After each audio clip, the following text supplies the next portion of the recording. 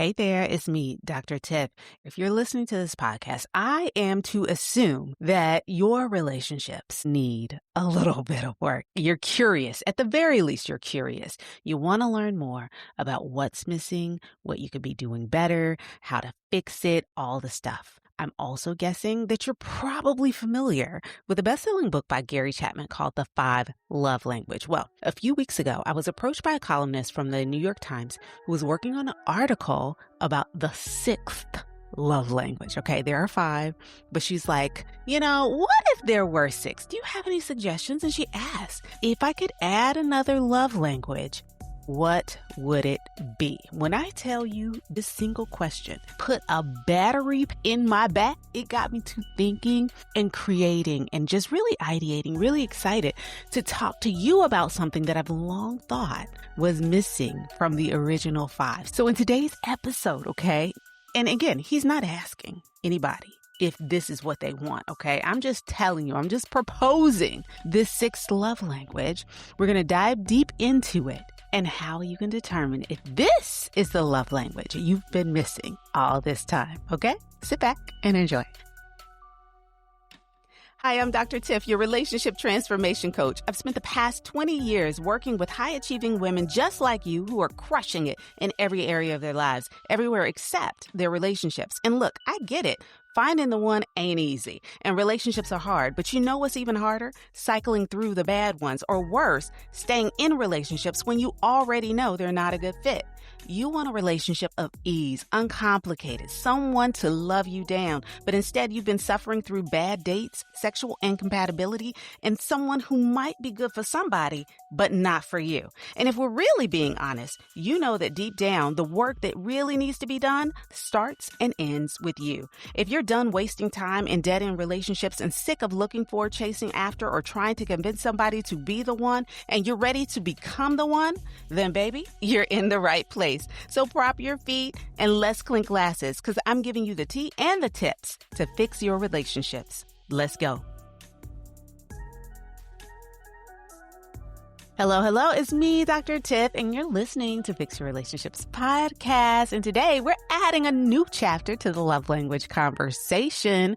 But first, I want to share with you how all of this came about. Okay, New York Times columnist Jancy Dunn reached out to me a few weeks ago to ask if I'd like to contribute to an article that she was working on where she asked experts if they could add a new love language to Gary Chapman's 5 love languages. What would that love language be? Now, this is a book that I have recommended over the years hundreds of times to hundreds of couples, individuals, family members.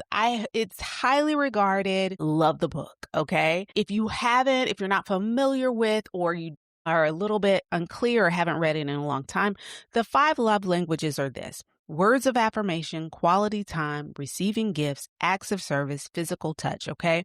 Cute, helpful, love it for us. The way that I usually describe the 5 love languages is if you are speaking French and your partner speaks Spanish, it doesn't matter how much you speak French to them. They're not going to understand. They're not going to feel it. They're not going to absorb the love that you're giving them because it is not in their language. The goal, in order for people to feel loved in a relationship, is to love your partner in their language and for them to love you in your language, not just to shove your love language down their throats. I have worked with many couples. Maybe gifts was one of the partner's love language. So every time something came around, they were always buying their partner something, always showering them with trinkets or money or gifts, when really what their partner wanted was for them to just be there, for them to spend time with them, to just cuddle on the couch. They didn't need another thing.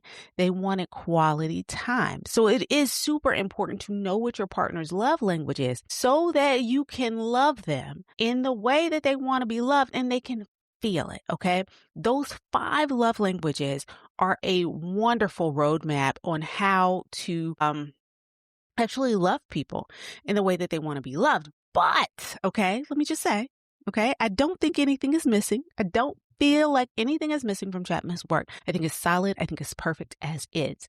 But giving me permission to daydream and reflect on my own practice, the people that I've worked with, and what I'm hearing in these streets about what women really want and need in 2026, I think I have found the perfect addition. And the more I thought about it, the more I just knew that it was, and this is the metaphor I came up with too. I'm very excited about this. I feel like this particular addition to the love languages is the weighted blanket that our hearts have been craving. So if I could add a sixth love language, it would be emotional safety. I like to think of emotional safety as a weighted blanket for your heart. It's the feeling that you can finally relax, finally soften and expand, just really be who you are in your partner's presence.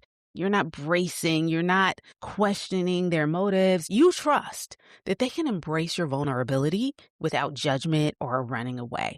So while words of affirmation really does comfort the ego and acts of service shortens your to-do list, it gives is like just these little mini indulgences that just warm your heart and make you smile. Quality time shows that you're a priority, right? And physical touch, it satisfies that need for skin hunger and to be with your partner. Emotional safety is what calms your nervous system and expands your heart in the most soothing way. So in 2026, here's what I know to be true about modern women. We don't just want to be loved. We want to feel safe in that love.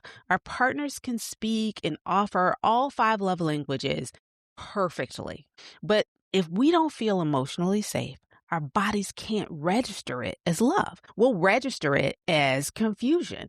Emotional safety looks like being able to say, I'm not okay, and your partner not shaming you for it or trying to fix you or ghosting you.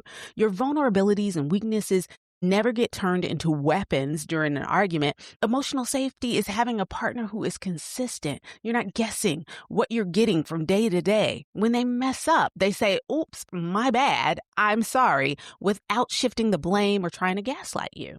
Now, you guys know I work with a lot of high drive, hyper independent women who are very good at functioning in chaos, so much so that they will confuse chemistry with chaos and comfort with boredom. And we talked a lot about this last week. If you missed it, go back and listen to episode 75, Chemistry versus Chaos.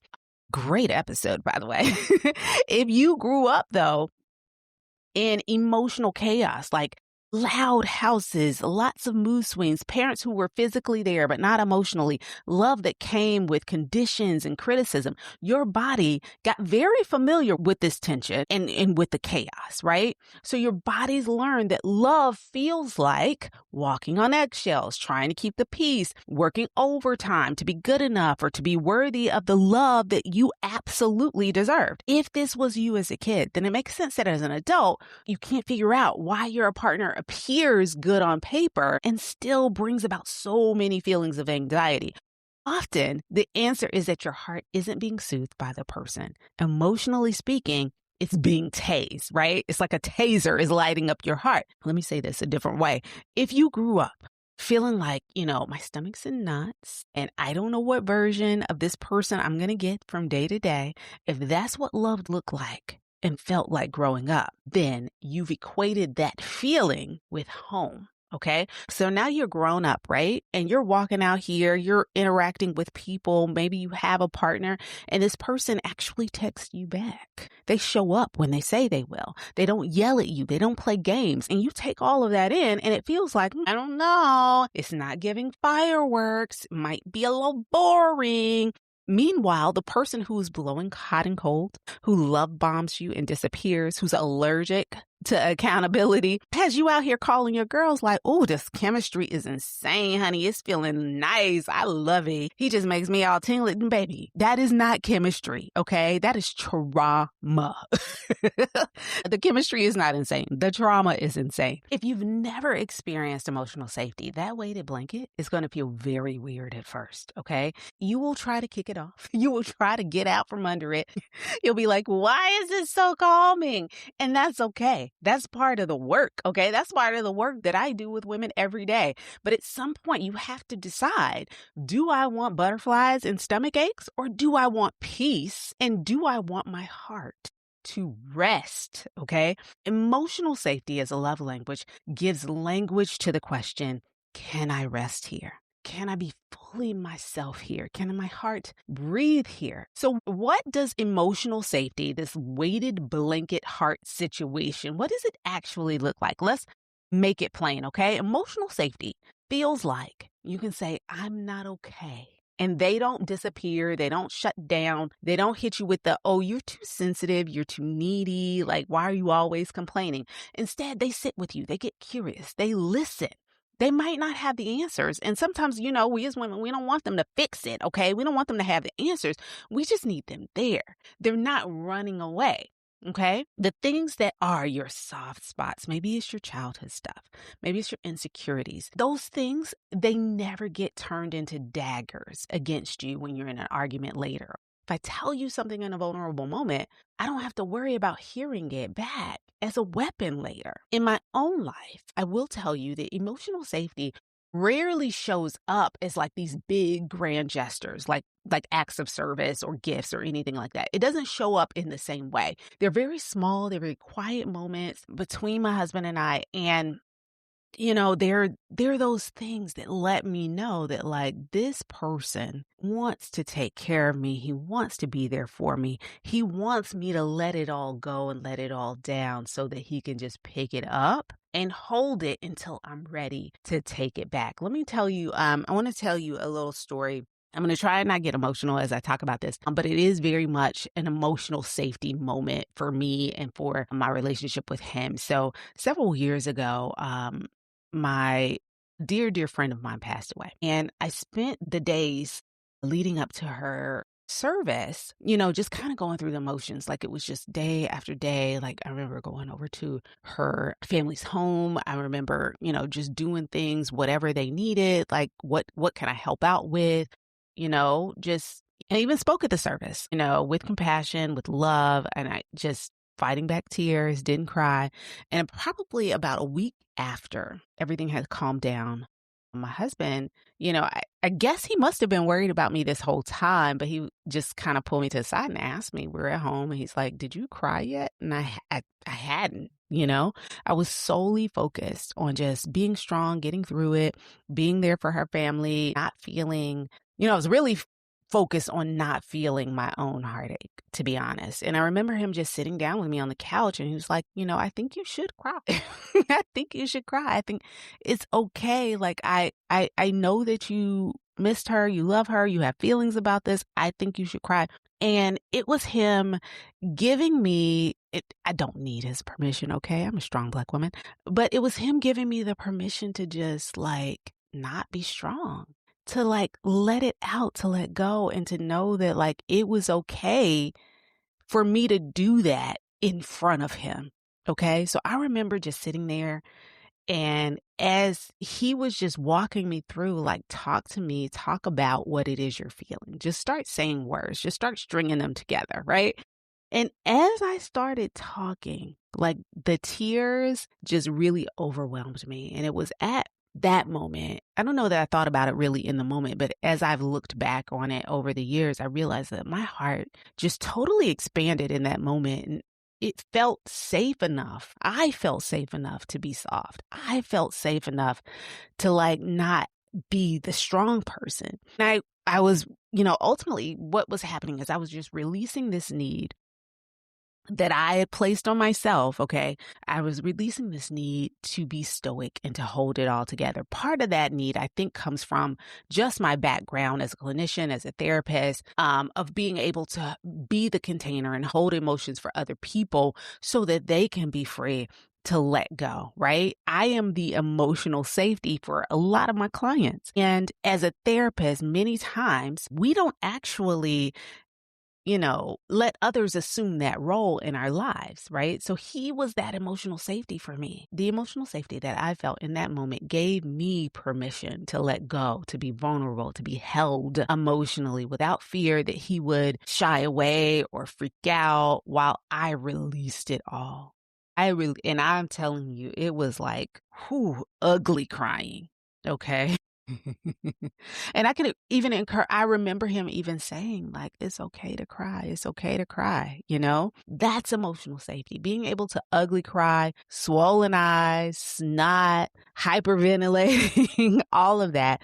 That is emotional safety. That was a weighted blanket that my heart needed at the time. And it's the safest, I truly believe it's like the safest I have ever felt in a romantic relationship.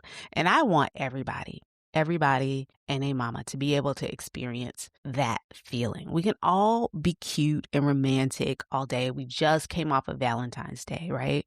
But as life knocks you around, whether that be with illness, loss of some sort, job stress, kids, you start to realize that the sexiest question in a relationship is not just simply wanting to love somebody in the way that they want to be loved. The question really is, where does your heart feel most like it can lay down its armor and rest? Okay. That's what we're all craving, even if we don't have the words for that yet. And that's where emotional safety comes in. Being able to lay it all down and rest, knowing that that person in your life has you no matter what. So before we go today, I want you to do a little heart check with me. Think about one relationship in your life. It could be a partner, someone you're dating, a close friend. It might be a family member, just someone in your life. And I want you to ask yourself these 3 questions. If you have a pen and paper, go ahead and write these down so we can do this work together, okay? There's no time to tarry. We don't have to put this off. If you're driving, don't worry about it. Just listen along and come back to this later, okay? But these 3 questions, we're going to determine if the relationship that you are in, if the relationship that you are thinking about, the relationship in your life is more of a weighted blanket or if it is chaos. And we're going to determine if what you need out of this relationship is emotional safety or if that relationship is already providing that emotional safety for you. Okay. Question number 1, when I'm with this person, does my heart feel like it has a weighted blanket or is it on a tightrope? When I'm with this person, does my heart feel like it has a weighted blanket or like it's walking on a tightrope? Do you feel grounded with this person? Do you feel like toes down, feet on the floor? It's solid. I don't feel shaky or uneasy about it at all. Do you feel held? Are you able to relax in this person's presence? Or do you find yourself really tense when you're around them, performing, jumping through hoops, walking on eggshells, doing all the things, waiting for the next plot twist, okay, in your emotional relationship, okay? How do you feel? How does your heart feel when you're with this person? That's question number 1.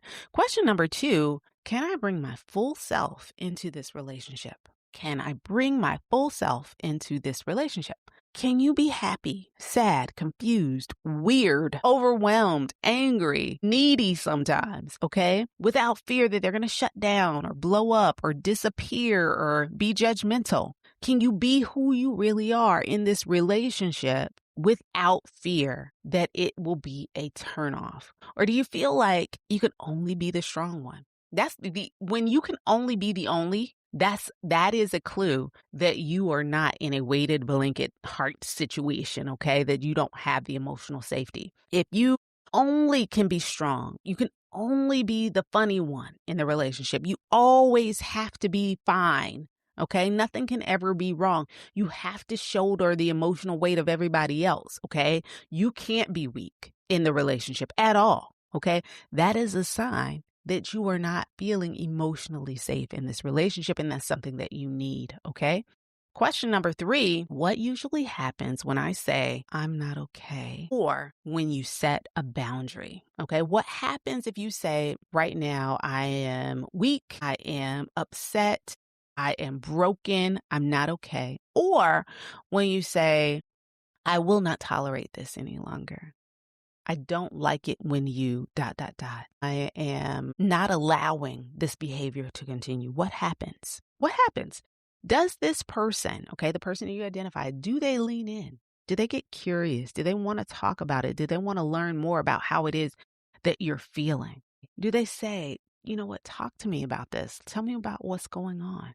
Do they say, thank you for letting me know how you're feeling? How can I support you? Or do they get defensive? Do they turn it around on you and make it your issue? You shouldn't be acting this way, or you weren't feeling that way before. Do they turn it around on you or punish you with silence or distance? That's a classic right there, where you tell someone how you feel and they just pull away from you. They don't want to be around you anymore because you've changed or you set a boundary or you've decided that this is no longer serving me. They push you away. If your honest answers are making you shift in your seat right now, that's not to shame you. That is to show you, oh my goodness, maybe I have never had that weighted blanket. Maybe I haven't had the emotional safety that I've needed. Maybe that's been the missing piece in my relationship. I've been asking and begging and pleading for people to do certain things for me. Maybe I've been gravitating towards those original 5 love languages and saying, hey,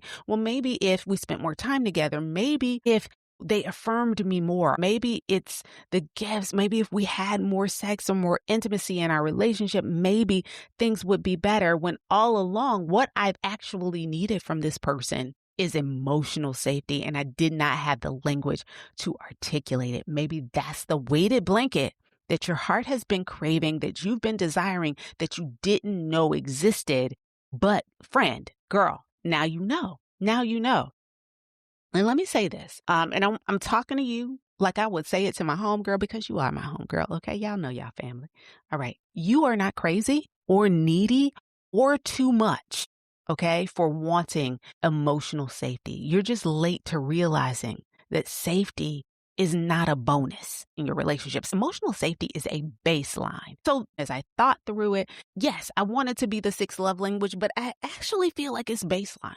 I feel like no matter what your identified, language is of the 5, we all need emotional safety in order for this thing to work. Emotional safety and security in your relationship is something that can and maybe even should be a non-negotiable for you. It might just be that thing that you've been missing but didn't quite have the language until today to articulate. And after listening to this today, you might be just now realizing that there is a version of you on the other side of this revelation who does not accept anxiety as normal anymore. And that person, that you, that's real. She is not a fantasy. She is you choosing how to love and be loved differently. And she's done waiting on somebody else to decide to provide that safety for her, and waiting on herself to hang in there, hoping that that safety is somehow, some way going to show up someday. Waiting for the right time to choose emotional safety is how you end up 5-10 years deep into a relationship that never once felt like a soft place to land. You don't need more time to know chaos is bad for you. You have the receipts, okay? You need a decision. You need to make a decision that says, I will not audition for love anymore. I will not keep giving my heart to people who don't know what to do with it. I can't call anxiety chemistry one more time. I am done. Okay? And this is exactly what we've been working on all month in More Love, Less Hustle. This is why I've been begging y'all, okay, pleading every week for you guys to come on down to the function, to come on and join me in More Love, Less Hustle. In this 1 hour live training, we talk about how you've been working for love, hustling in your romantic life, in your family, in your friendships, and going back to where those patterns came from, what you saw, what you felt, what you had to survive, and start building your own personal stop-start strategy so you can step out of the hustle, you can get out of that pattern and step into receiving the emotional safety you've been craving and the love that we all know you deserve. If you've been listening today and thinking, my heart has never had a weighted blanket, it's always been doing backflips. I always thought it was home. I always thought it was normal, but I'm realizing that I don't actually know what normal, actual love is. I want you to stop trying to handle that alone. I want you to stop trying to figure it out alone.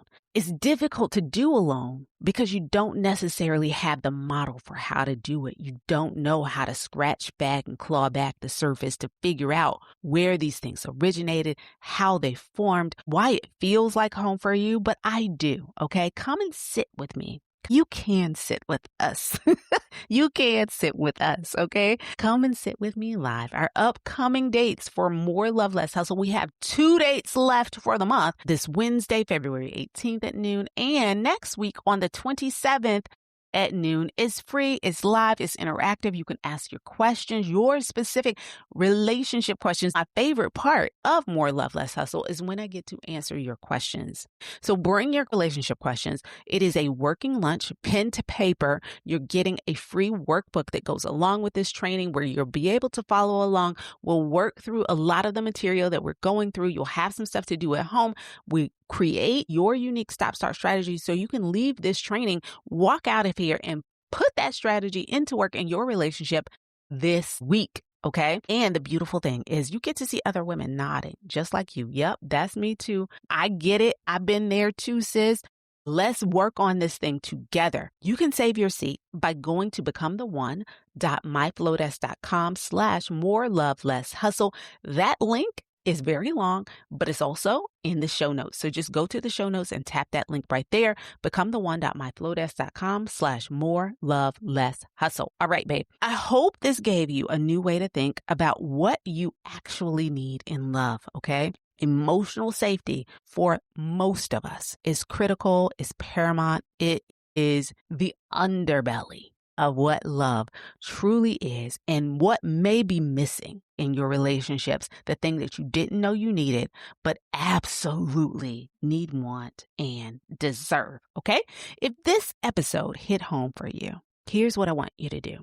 I want you to send it to that friend who keeps calling you about crazy chemistry, but she's always stressed. You know that she doesn't feel safe emotionally in her relationships, and you know that she deserves more.